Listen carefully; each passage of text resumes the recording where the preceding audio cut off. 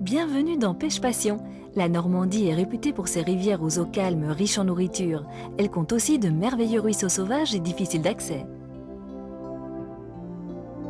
La recette de la semaine, Jean-Claude Hainaut vous fera découvrir l'anguille au courbouillon sauce au dill, une recette savoureuse et qui offre l'avantage d'éviter de peler l'anguille avant cuisson.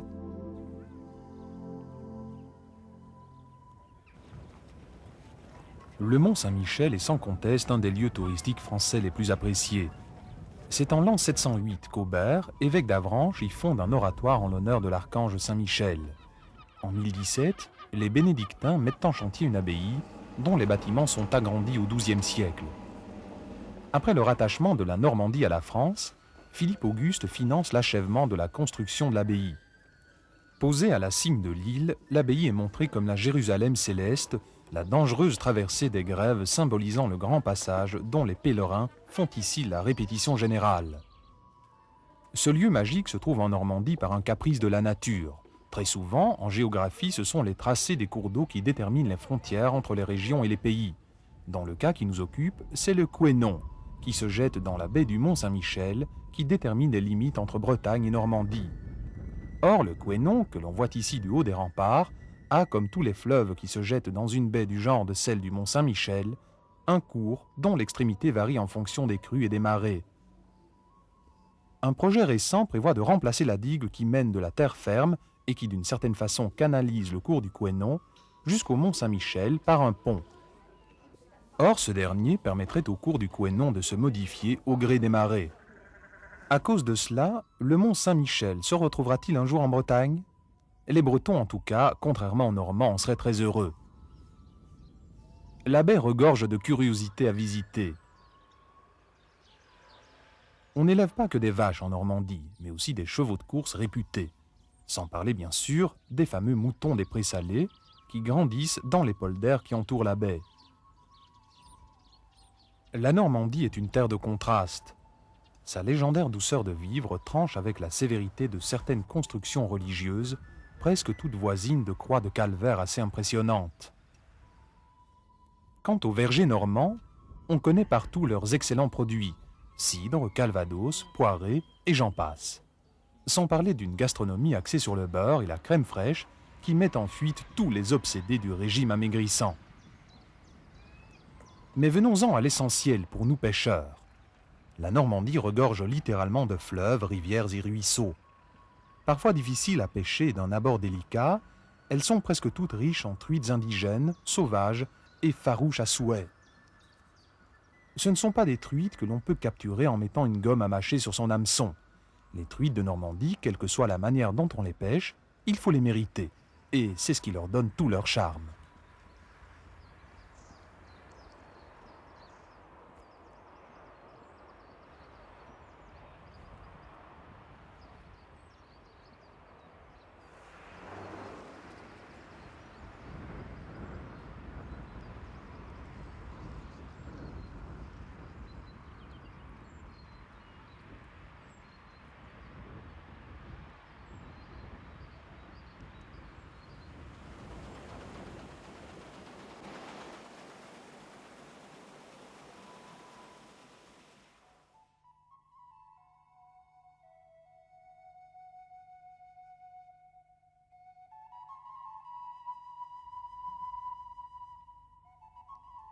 Le contact étant établi avec cette région au charme puissant, il est temps de prendre une bonne nuit de repos afin d'être frais et dispos pour aller traquer les truites du bocage normand.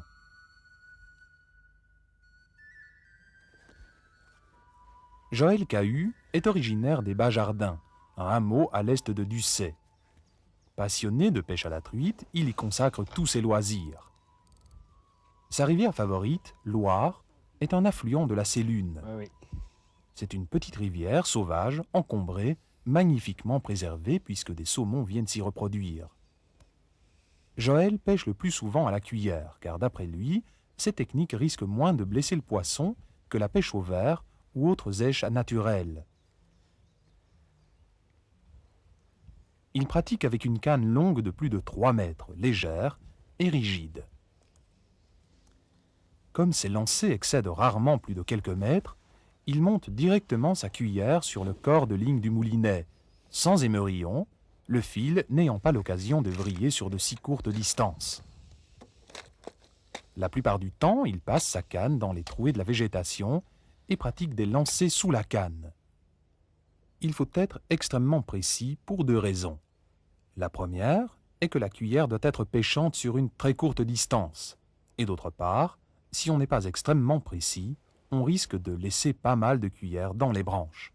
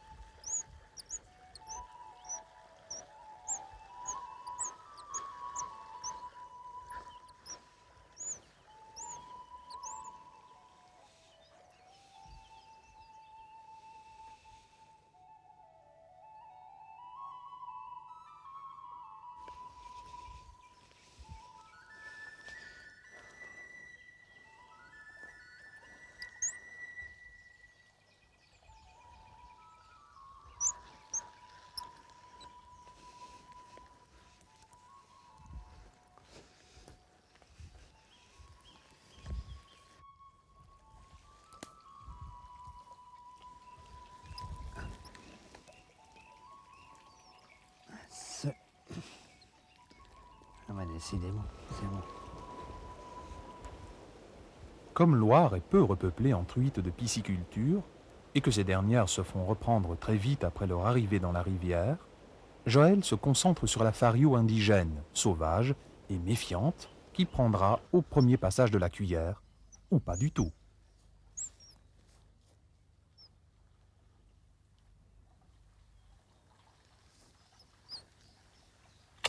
Ah, il y en avait une là. Ah.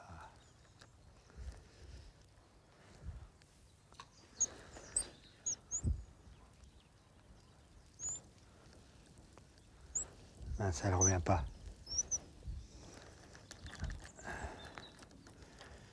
Ouais, je voulais dire la cuillère, c'est différent parce que différent du verre. Le verre, on pêche les trous, donc on peut poser la canne, comment s'asseoir et tout, alors que la cuillère, il faut battre beaucoup de terrain.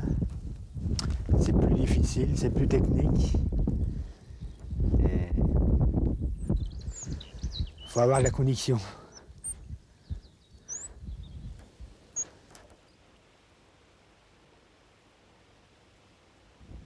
Et à la fin d'une matinée, comme on dit, on en a plein les bottes.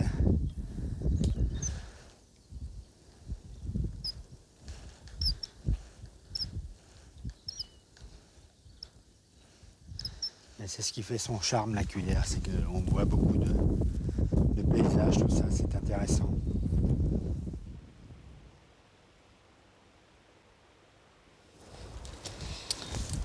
Des fois, elles sont complètement à l'extrémité là-bas.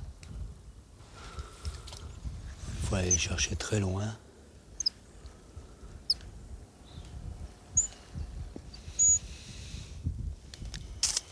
Ouais. Il y en a peut-être une, mais elle n'en veut pas.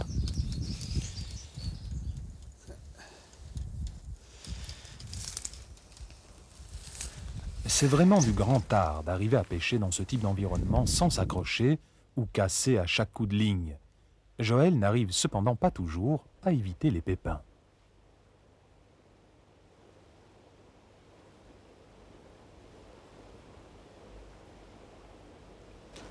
Ah, eh ben mince.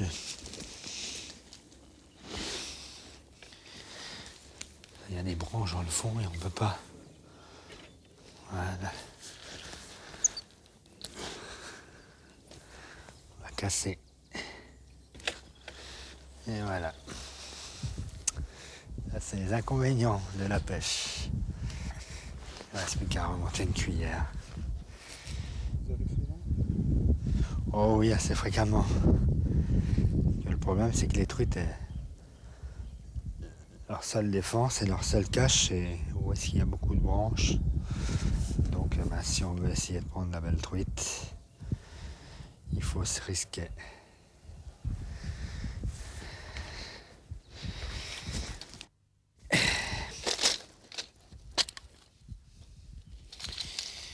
On va remettre.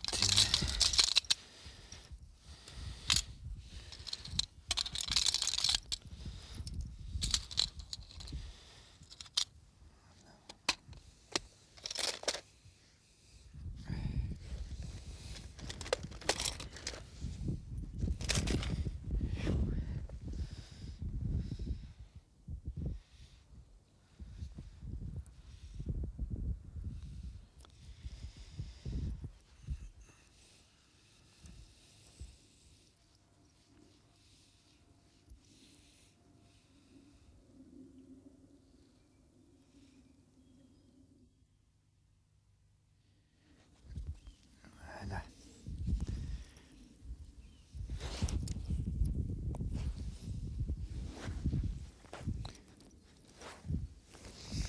Bien regarder si le nœud est bien fait, parce que quand on a une belle truite, si le nœud est mal fait, elle part avec tout le matériel.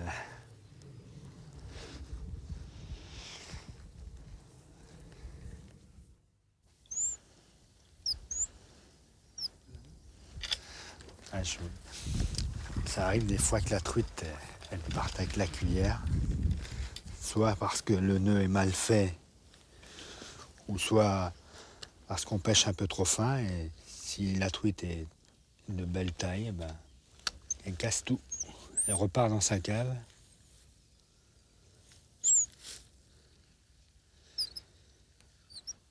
Alors si elle est prise au bas, au bord, elle arrive à s'en défaire. Sinon, si elle a ça dans le fond, c'est une truite qui est perdue malheureusement.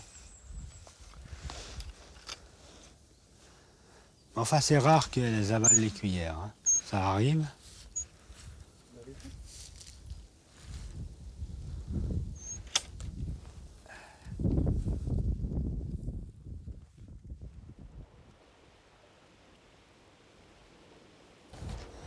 Le problème de la pêche à la truite, c'est quand elles ne sont pas décidées de mordre, on ne peut ne pas avoir de touche pendant 1 heure et puis en prendre 4 ou 5 en l'espace d'une demi-heure et faire sa pêche en 1 demi-heure. C'est une pêche qui est vraiment bizarre, mais c'est la plus belle pêche.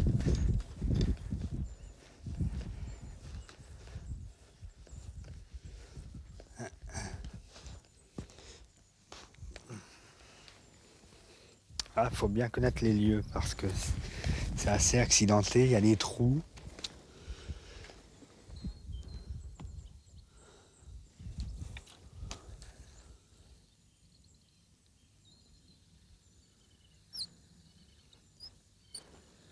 Et décidément.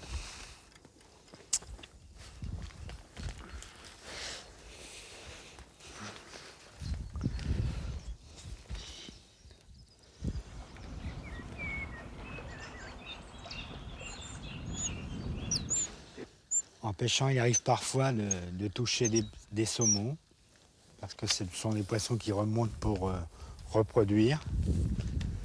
Alors quand on pêche la truite, on a des sensations, mais ça dure pas longtemps, parce qu'on y laisse souvent tout le matériel. Alors, quand on accroche un poisson qui fait 7-8 livres, avec du 14 ou 16 centièmes, ah, en voilà une. Ah, elle retombe à l'eau. Vous l'avez entendu? Ah mince. Décroché.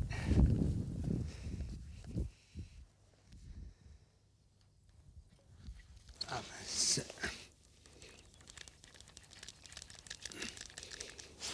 Voilà.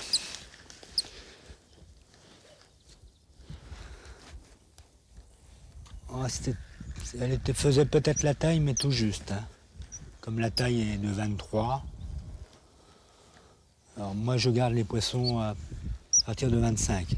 En dessous, je remets tout à l'eau. Et sinon, à 23, c'est pas une grosse truite et elle a tout juste reproduit. Alors, comme il n'y en a pas beaucoup, il y en a de moins en moins, malheureusement, avec la pollution, plus ou moins agricole, il vaut mieux préserver un peu le poisson. Si on veut se faire plaisir d'ici une dizaine d'années, si on veut avoir encore un peu de poisson, il est temps de faire quelque chose.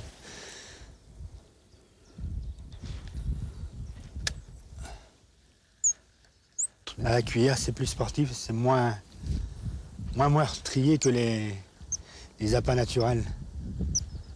Les appâts naturels, les truites avalent tout. Et si on casse, si elles ont ça dans le fond de la gueule, ben ça en font pas. Le côté le plus épuisant avec ce genre de technique de pêche à rôder, c'est non seulement les kilomètres parcourus, mais surtout le nombre impressionnant de clôtures que l'on franchit, certaines étant faciles à escalader, d'autres beaucoup moins. En les passant, on risque à chaque fois l'accrochage dans les fils barbelés rouillés, ce qui fait qu'un vaccin antitétanique et des rappels réguliers ne sont pas un luxe pour qui s'adonne à ce genre de sport. Alors, ça donne? Moi non, j'arrive, je vous ai vu, alors je suis descendu.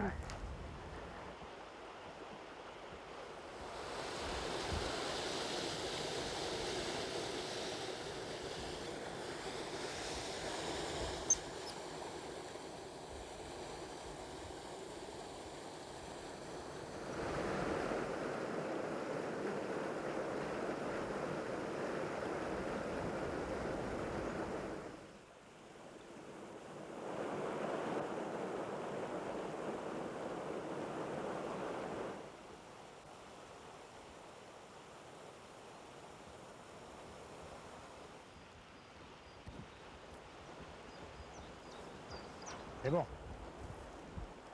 En voilà une. Une petite fario indigène vient de se faire piquer. Elle a loin des 25 cm que Joël s'est fixé comme limite inférieure, et il va évidemment se faire un devoir de la relâcher dans de bonnes conditions. C'est pas la taille, mais c'est une belle sauvage. Hein. Super belle petite. J'ai trouvé un endroit pour la remettre.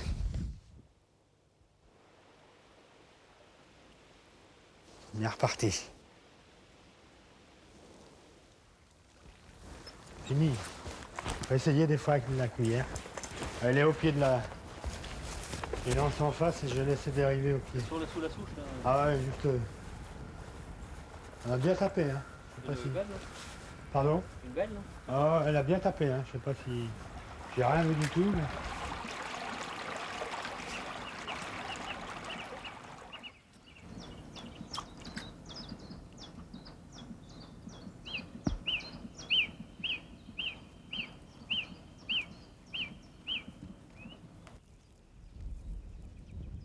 Quel que soit le poisson recherché et la technique développée, quelle que soit l'adresse, parfois même la virtuosité du pêcheur, en pêche, une règle est permanente.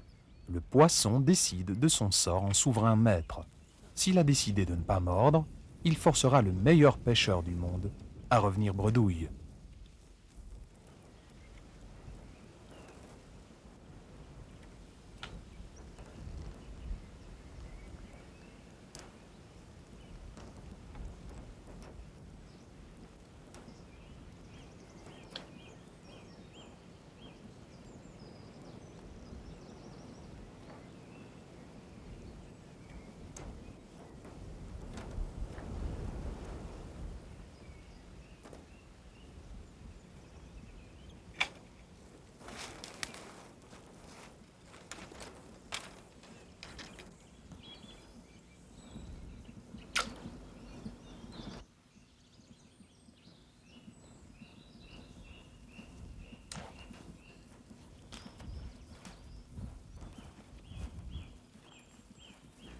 Bon, bah alors Jean-Pierre, rien du tout?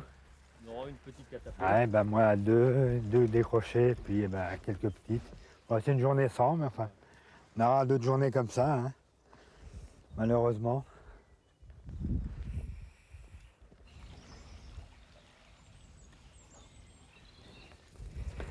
Moi, c'est terminé pour moi. Moi aussi pour aujourd'hui. Ouais, on verra ça la prochaine fois. Encore une séance de pêche qui ne se termine pas sur un panier débordant de poissons. Tant mieux pour eux. Jusqu'à présent, ce début de saison n'a pas été extrêmement fructueux. Comme toujours, les pêcheurs tentent de trouver les raisons d'un échec ou d'un semi-échec. Tout est à envisager. C'est le vent, il fait encore trop froid, il n'y a pas assez d'eau, etc. La vraie raison, il n'y en a qu'une, et elle restera toujours valable, c'est la pêche.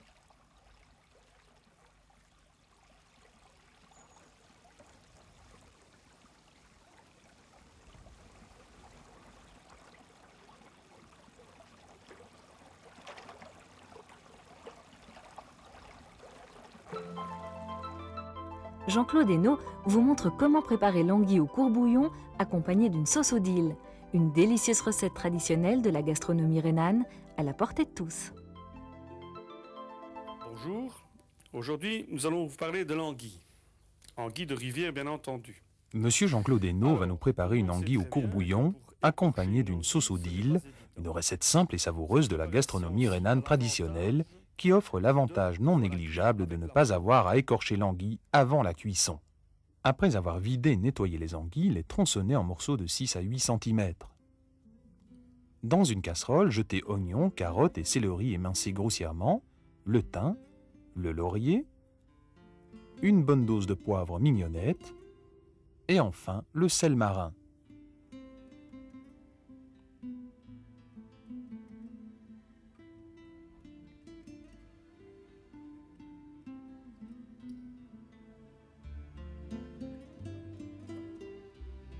Placez sur le feu et ajoutez l'eau de cuisson.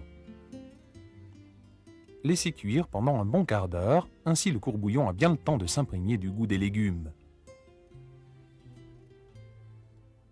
Fouettez la crème fraîche en veillant à ce qu'en montant, elle garde une certaine fluidité. Hachez finement le dill. Montez une mayonnaise classique.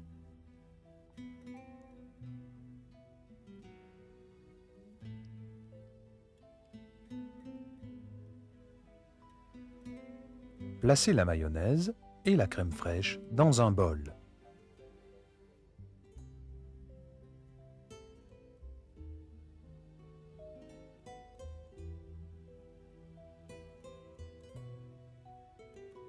Relevez d'un trait de jus de citron.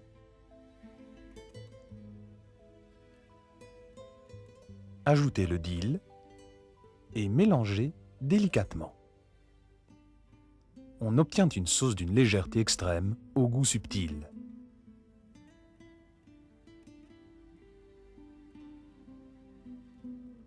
Dans le courbouillon, mettre les tronçons d'anguille à cuire pendant 4 à 6 minutes selon leur grosseur.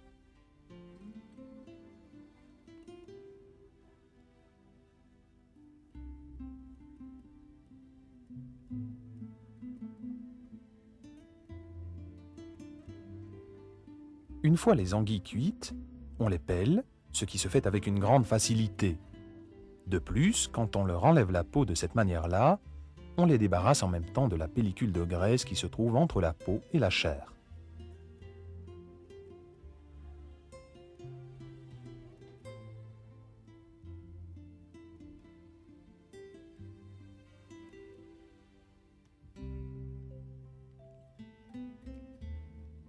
On lève les filets d'anguille, on les sert tièdes sur l'assiette et on dispose la sauce à côté.